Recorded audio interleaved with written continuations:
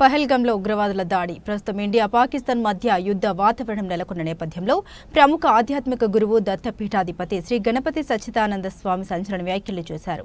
దేశ సరిహద్దుల్లో కొన్ని పురుగులు ఉన్నాయని వాటన్నింటినీ ఏరిపారివేయాలని తెలిపారు.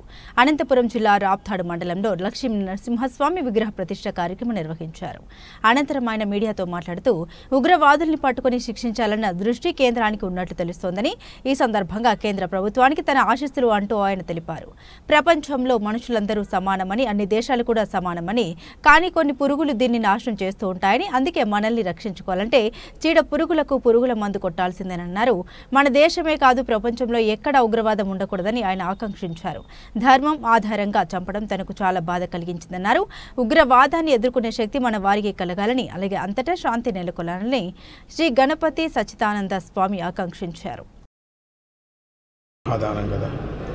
ఈ క్షేత్రం బాగా ఉండని, ఈ ఊరంతా బాగుండని, చుట్టుముట్టు అంతా బాగుంటుంది, కాలానికి వర్షాలు రాని, మంచి బుద్ధి కలగని ఉండిన వాళ్ళకంతా ధార్మిక బుద్ధి కలగని అని అంటూ, సుఖం కలగని, శాంతి కలగని దేశానికి అది ముఖ్యం.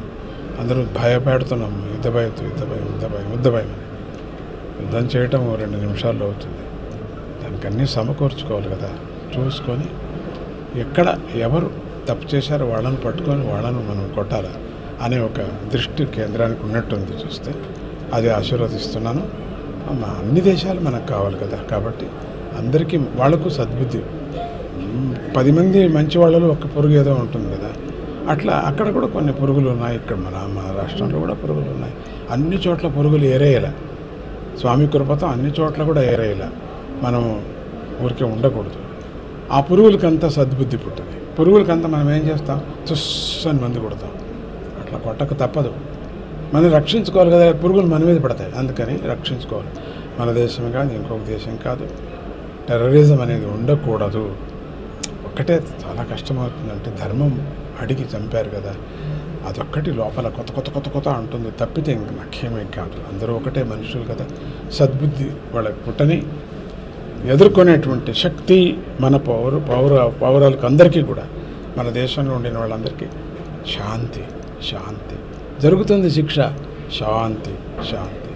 మంచి మనకు ప్రతినిధులు వచ్చారు, బాగా పటిష్టమైనటువంటి వాళ్ళకు దత్తాత్రేయుడు ఈరోజు 24 అడుగులు దత్తాత్రేయుని కూడా ఇక్కడ పెట్టడం జరిగింది. నరసింహస్వామిని కూడా పెట్టడం జరిగింది. గ్రామస్తులందరూ సంతోషంగా ఉన్నారు, చుట్టుముట్టు గ్రామం వాళ్ళంతా. అందుకే రాత్రి కూడా వాన వచ్చింది. సో అందరికీ శాంతి, సుఖం, శుభం కలగనిగాక, తొందరగా పురుగులు నేరేనిగాక.